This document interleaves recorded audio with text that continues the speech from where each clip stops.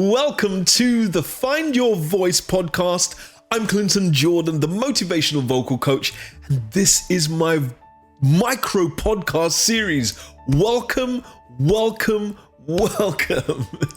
Listen, these episodes are designed to give you golden nuggets of vocal wisdom, who and wherever you are. So if you're in the car, on a walk, taking the kids to school, or getting ready for your next big moment, on this podcast, my mission is simple for all of you, and that is we're going to activate 1 million voices across the world. And because you're here now, I know I can do it.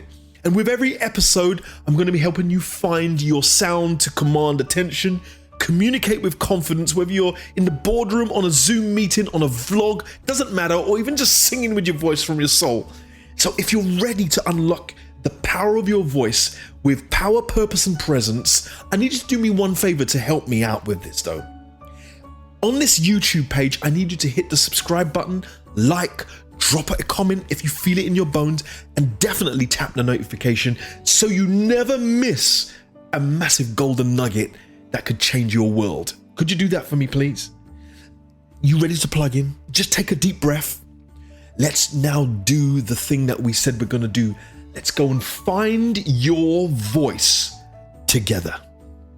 So I want to talk about something most people overlook when they walk into a room. No, not the sound of your voice, not your gestures, but your stillness. Because here's the truth, in high stakes communication, stillness is power. And whether you're pitching, presenting, or performing, movement only carries meaning when it's intentional. So if you ever wondered how to command attention without saying a word, stay with me, because this might change how you show up forever. You see, we live in a world full of noise. Everyone's rushing around, saying more, showing more, doing more. But the masters, the ones who truly hold the room, know how to do less. Now think about it. A great speaker doesn't fidget, they anchor themselves. And a performer doesn't overact, they inhabit the moment. A leader doesn't raise their voice, they raise their presence. And when you own your space, your voice doesn't have to shout. Stillness anchors. A pause creates anticipation. A calm presence can make an entire room lean in. Okay, let's make this practical. Picture this. A speaker pauses in mid-sentence. The room holds its breath. You see that pause that just entered the chat? That's power. A leader stands silently before delivering a key message. You see that silence? That's presence. And a singer, well, when they're holding a single note and they're closing their eyes, still, unshaken, you see that tension that they give you after? That's magnetic. Stillness isn't passive. It's a deliberate choice. It's saying to the audience, I'm comfortable enough to be still, and you can trust me to lead you through this moment. Did you know that your calm is contagious? And when your body is composed, your message becomes the loudest thing in the room. So now let's talk strategy, because I'm all about giving you tools that you can use. Okay, here's my framework for mastering stillness.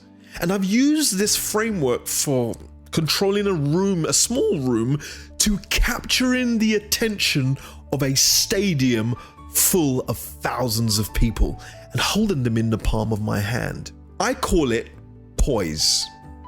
Let me take you through POISE. P, position with intention. What do these disciplines I'm going to name have in common? Boxing, martial arts, ballet, golf. Do you know what they have in common? They all begin with a stance. They master rooting themselves in the ground, balancing their weight and aligning their energy before the moment of action. And you see that stillness before the strike, the leap, the release? That's where the true power lives. So my question to you is this: how do you plant your feet and align your body to pull your own trigger power, with intention, with position, and with purpose. Every stance sends a signal. Planting your feet, aligning your body, and letting your posture project confidence. O, owning the silence. Most people panic in the silence, and they rush to fill it, as if the pause itself was an awkward void demanding its own attention. You see, here's the truth. An audience isn't waiting in judgment. They're waiting in anticipation. We often feel the onus of responsibility is to fill the gap, when in fact, the gap is where our greatest power lives. Silence isn't a vacuum, it's a stage direction. It's the moment between breaths where your audience leans in, waiting to see what's next. Actually, I've got to point to my LinkedIn newsletter, The 4 Claws of Fear, where I talk about how silence triggers fight or flight responses. You see, the body perceives stillness as a danger. The heartbeat quickens, the breath shortens, but here's the key. The breath is the epicenter of silence, and it's the prelude to the control, the moment where you can reclaim your calm. When you learn to lean into your own breath in those quiet spaces, grounded in your position of intention, your silence transforms. It no longer feels empty, it becomes charged, purposeful, magnetic.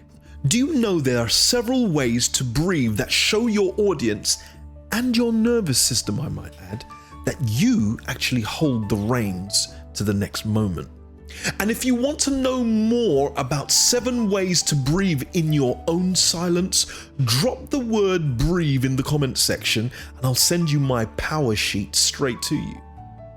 Because when you breathe, when you control your breath, you control the room.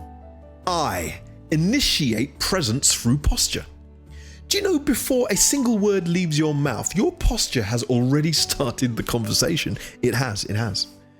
The way you hold yourself speaks volumes, long before your voice joins the dialogue. And here's the thing, your voice doesn't just live in your throat, it lives in your posture. In fact, your spine is like a microphone stand to your message. And when it's straight aligned and opened, your sound flows freely. When it's slouched or tight, your message gets trapped even before it leaves your lips.